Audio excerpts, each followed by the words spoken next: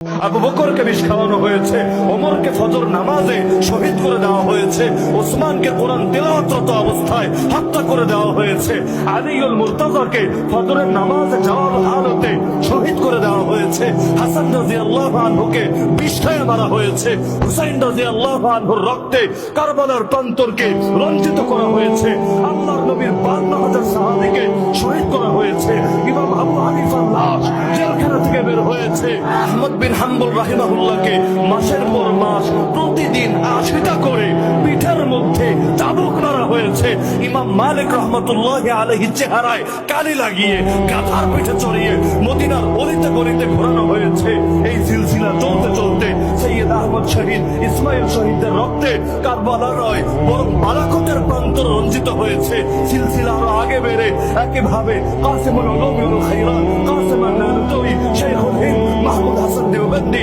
শাইখুল আরবি ওয়াল আজম হুসাইন আহমদ আল মাদানী, শাইখুল তাফসীর আহমদ আলী আল লাহোরী, তাদের রক্তের নজরানা সামনে আসতে আসতে সর্বশেষ আমাদেরও আকাবির এবং অনেক আশিকের রাসূলের রক্তে শাপলার প্রান্তর রঞ্জিত হয়েছে।